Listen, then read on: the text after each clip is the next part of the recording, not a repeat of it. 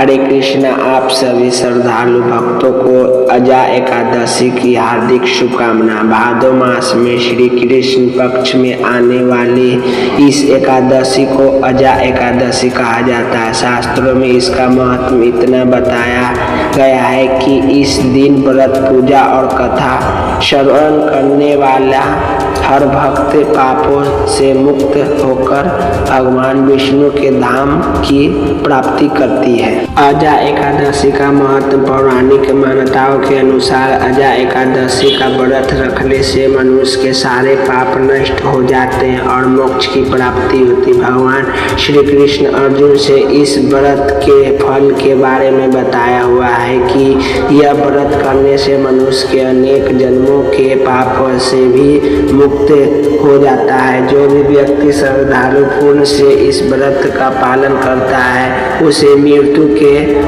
पश्चात विष्णु लोक में ही प्राप्ति होती है। अजा एकादशी अगले ही दिन द्वादशी आती है, जिसमें गौस्तम द्वादशी कहा जाता है। कहते हैं जब श्री कृष्ण छोटे थे और गाय चराने के लिए जिद करते थे, तभी माता यशोदा ने इस दिन गाय का और बछड़े का पूजा करने उन्हें गौचारा में अनुमति दी थी।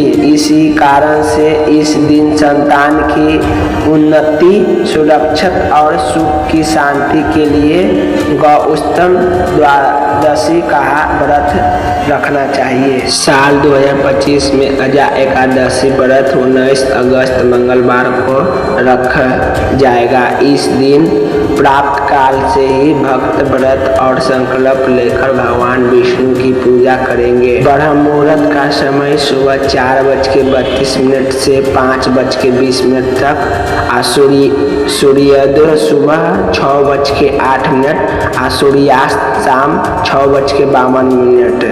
द्वादशी तिथि 20 अगस्त बुधवार को दोपहर 1:58 तक रखेंगे और इस दिन प्राप्त काल से ही दान का श्रेष्ठ समय रहेगा।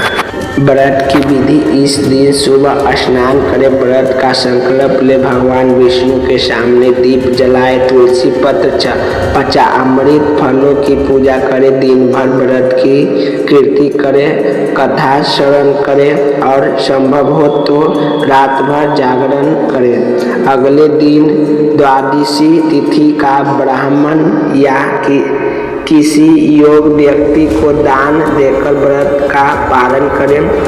पारण के समय चावल से बचे व्यंजन न ले, बल्कि फलाहार या सामुदायिक भोजन ही व्रत का समापन करें। भाई और बहनों का अजा एकादशी पावन व्रत जीवन में पवित्रता और शांति लाता है। जो भी श्रद्धालु इस विधि पूर्ण करता है उसका जीवन सफल हो जाता है। भगवान विष्णु की कृपा आप सभी भक्तों पर बनी रहे। हरे कृष्णा। जय श्री हरि।